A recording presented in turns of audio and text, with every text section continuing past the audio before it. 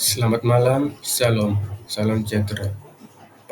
Perkenalkan, nama saya Febranus Ronaldo Lambut dengan NIB 1482400043. Pada kesempatan ini, saya akan mempresentasikan hasil penyelesaian tes saya dari mata kuliah Desain Jaringan dan Komunikasi Data. Baik, langsung saja kita masuk pada pertanyaan pertama. Pada pertanyaan pertama di sini saya akan menjelaskan fungsi layar pada model UC. Yang pertama itu fisikal transmisi fisikal. Baik, physical layer atau lapisan fisik. Layar paling bawah yang mengatur pengiriman data secara fisik, misalnya melalui kabel tembaga, serat optik atau gelombang radio. Layar ini menangani sinyal listrik, voltase dan konektor fisik. Contoh dari fisikal ini adalah Ethernet, kabel dan UTP. Baik, untuk layar yang kedua yaitu data link. Layar ini bertanggung jawab terhadap pengiriman data antar dua perangkat yang saling terhubung langsung. Kemudian, data dikemas dalam bentuk frame dengan alamat MAC, address untuk mengidentifikasi perangkat. Fungsi lain dari data link adalah mendeteksi dan memperbaiki kesalahan. Contoh dari data link ini adalah switch dan bridge. Baik, dan yang ketiga itu network. Network layer atau lapisan jaringan adalah untuk menentukan jalur terbaik agar data bisa mencapai tujuan. Network menggunakan alamat IP atau Internet Protocol untuk menentukan alamat sumber dan tujuannya. Contoh dari network adalah perangkat layar ini adalah router. Baik, untuk fungsi layar yang berikutnya yaitu transport. Transport layer atau lapisan transport. Layar ini berfungsi menjamin data sampai ke tujuan dengan utuh dan berurutan. Transport menggunakan protokol seperti TCP dan UDP untuk transmisi cepat tanpa pengecekan error. Yang kelima itu layer session. Layer ini mengatur pembukaan, pengelolaan, dan penutupan sesi komunikasi antara aplikasi. Misalnya saat kita melakukan video call. Layar ini yang memastikan sesi tetap aktif selama komunikasi berlangsung, agar perangkat kita tidak mati sendiri. Yang keenam yaitu layer presentation. Layer ini bertanggung jawab atas format data kita. Misalnya, mengubah data binar menjadi teks atau gambar agar bisa dibaca oleh aplikasi. Layer ini juga termasuk juga proses enkripsi. Baik, yang berikutnya layer application. Application layer adalah layer yang langsung berinteraksi dengan pengguna, memberikan layanan seperti browsing, email atau file transfer. Contohnya itu HTTP dan FTP. Kemudian untuk soal yang berikutnya itu perbandingan UC dan TCP atau IP. Baik. Setelah kita mengetahui dari fungsi dari setiap layar pada soal sebelumnya tadi, di sini kita akan mengetahui perbedaan atau perbandingan dari UC dan TCP/IP. Baik. Untuk modelnya, UC memiliki 7 layer, sedangkan TCP/IP hanya memiliki 4 layer.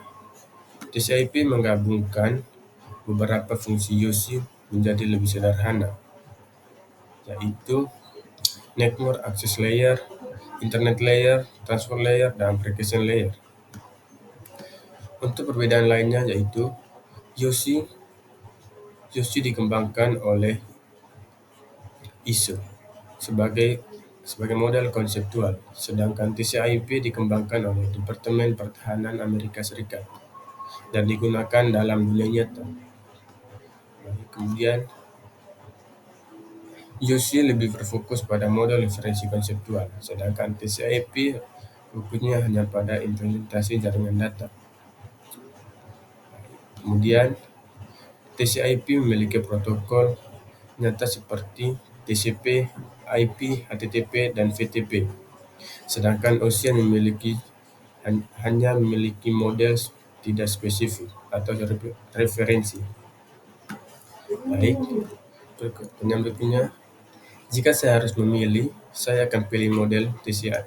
Pilih model yang mana? Antara OSI atau TCP IP.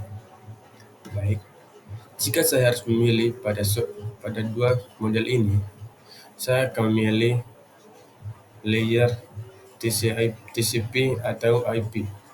Kenapa? Karena TCP atau IP lebih efisien dan praktis, dan sudah digunakan secara luas di internet global. TCP atau IP juga mendukung berbagai layanan dan protokol modern di era saat ini. Itulah sebabnya saya lebih memilih TCP atau IP. Kemudian soal berikutnya soal subnetting. Di sini soal subnetting memiliki beberapa soal. 1, 2, 3, 4. Ada 4 soal. Mari kita jelaskan satu persatu.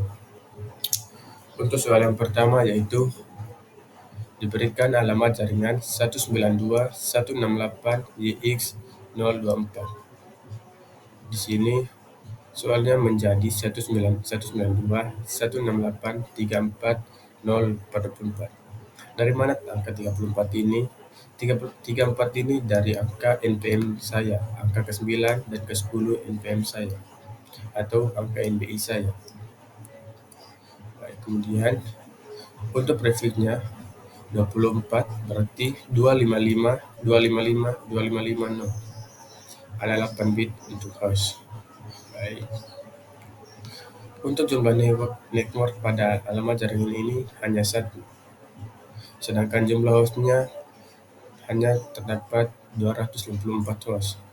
254 host ini dapat dari 2/8 kurang 2 sama dengan hasilnya ini 254 host. Untuk rentang dari alamat IP ini adalah 192.168.341 sampai 192.168.34254. Baik. Untuk broadcastnya pada alamat IP ini, broadcastnya yaitu 192.168.34255. Baik, kesimpulannya. Jaringan ini hanya memiliki satu subnet dengan total 254 perangkat yang bisa digunakan. Kemudian untuk soal subnet yang kedua, diberikan alamat 172.168.16.16. Itu 41 subnet. Pertama, kita hitung. Di sini kita tambahkan 6 bit menjadi per 22. Bagaimana 22 ini? 22 ini dapat dari 2/5 kemudian tiap subnet. Itu belum cukup untuk mendekati ini. Kemudian 2/6 sama dengan 64 subnet cukup. Arti kita menambahkan 6 bit subnet itu. Awalnya per 16 menjadi per 22. Karena 16 tambah 6 sama dengan 22. Hasilnya 6 bit menjadi dari 16 per jadi 22. Untuk subnet max-nya yaitu 255.255.252.0. Hasilnya jumlah subnet pada alamat IP ini adalah 66 subnet. Sedangkan jumlah host per subnet didapat 1022, dapat dari 2 pangkat dalam kurung 32 kurang 62 kurang 62 tutup kurung min kurang 22. Hasilnya ini 1022. Jadi pada setiap subnet bisa menampung 1022 perangkat pada alamat ini. Baik. Untuk soal yang ketiga yaitu pada alamat jaringan 172 16 YX 0/24 menjadi 172 16 34 0/24. Untuk network aksesnya atau alamat alamat jaringannya yaitu menjadi 172 16 34 0. Sedangkan broadcastnya yaitu 172 16 34 255. Hostnya 172 16 341. 172 16 34 254. Baik, kemudian subnet soal subnet yang keempat. Pada alamat IP 192.168.20.02 X dengan X sama dengan 4, berarti menjadi 2 kali 4 sama dengan 8. Jadinya di sini menjadi 428. X-nya sebelumnya di sini tadi angka X menjadi 8. Baik. Kita hitung jumlah per subnet.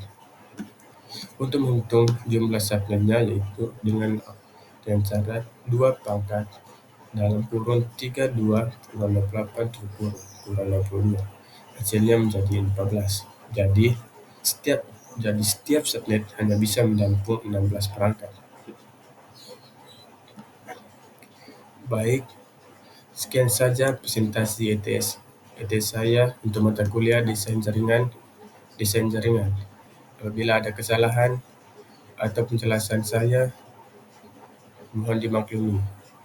Baik, selamat malam, shalom, terima kasih.